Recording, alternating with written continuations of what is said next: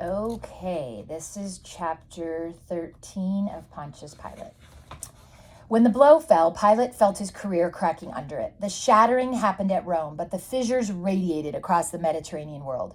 This was more than a passing crisis, for it threatened the very life of the prefect of Judea, and hundreds like him. Pilate would never be able to shake off the searing memory of what happened when Procula returned unexpectedly after an overland trip from Rome in the winter of AD 31-32. Overtired and distraught from the cruel journey, Romans never traveled in winter except for emergencies. Procula could only report the horror in Rome and collapse from exhaustion. Pilate spent a night of agonized despair, trying to sort the fragments of fact into some mosaic of reason, until Procula could explain it all the next day.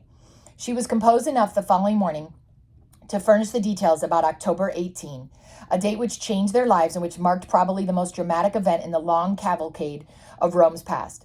Procula told the story fully, deliberately, consulting a long scroll of notation she had made of the entire episode, knowing that Pilate would have to have precise information. Much of the detail was supplied by a cousin of Procula, who was a senator and an eyewitness. Tiberius had not written the Senate for some time, she said, but now the Praetorian commander at Capri, Sectorius Macro, was delivering to the Senate a lengthy and important document from the emperor. Sejanus, of course, wanted to know the contents of the communication, for rumors swept the city that here at last was the conferral of tribunican power, which would make him joint emperor.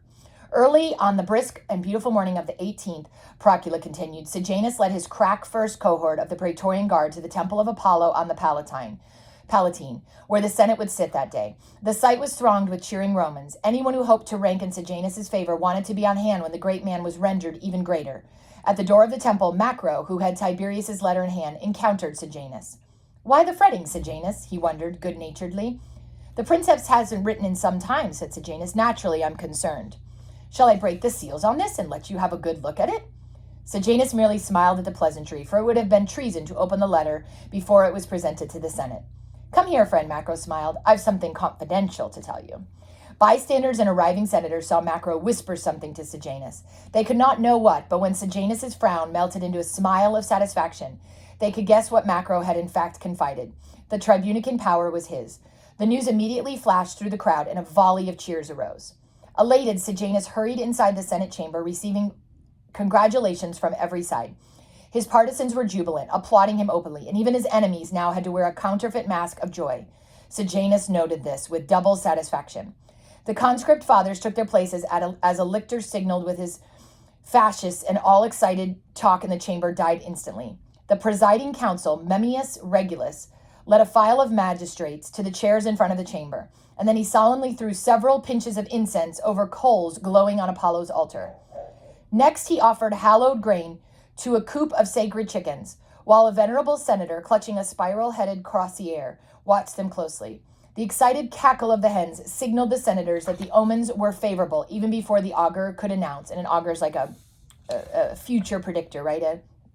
A person who tells the future. There was no evil sight nor sound. A relieved murmur filled the chamber. Business could now begin. After disposing of preliminary matters, Regulus, one of the consuls suffecti, or substitute consuls for the year, rose to read Tiberius' letter.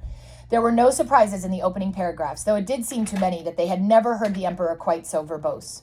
His words seemed to compete with each other, rather than serving to support a uniform train of thought. Sejanus waited anxiously for the ramblings to reach their theme, but Tiberius, at his best, was first taking the senators on a tour of the empire's problems.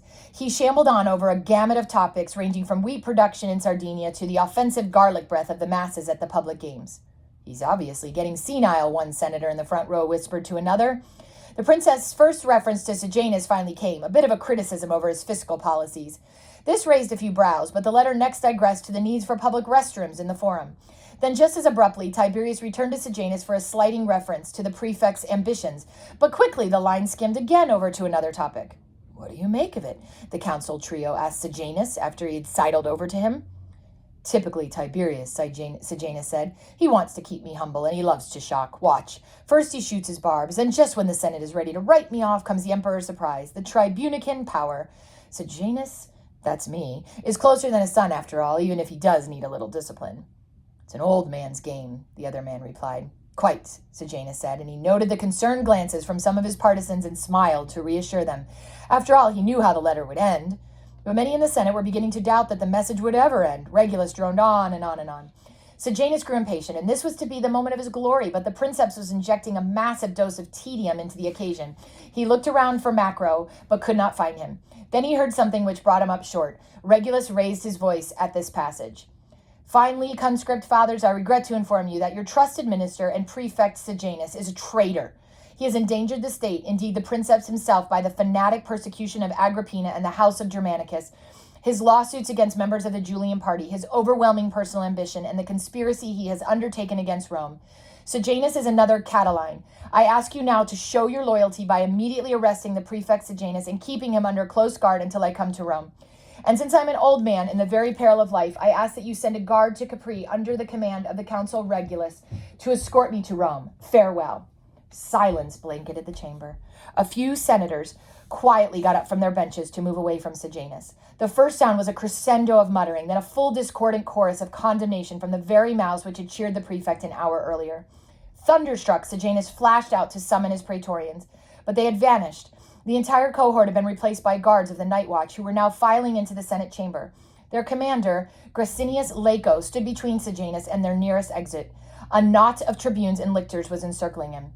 Sejanus, come here. Paralyzed by icy disbelief, he did not respond. Sejanus, come here. The consul Regulus called a second time, now pointing his finger at the accused. Here, now.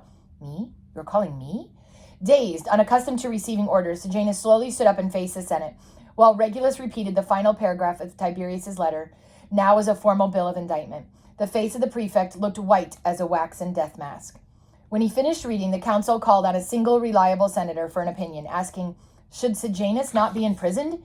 He dared not submit the matter to general debate, since the Sejannian faction in the Senate might recover to defend their man. He should be imprisoned, came the reply. Regulus then adjourned the Senate, while Laco and the night watch surrounded Sejanus, bound his hands, and led him out of the temple of Apollo. The news blazed through downtown Rome so quickly that swarms of people were already converging along the Via Sacra to witness the incredible sight. The second man in the empire, a halter about his neck, being led like a donkey westward across the length of the forum to the Tullianum dungeon. That's the first part of chapter 13.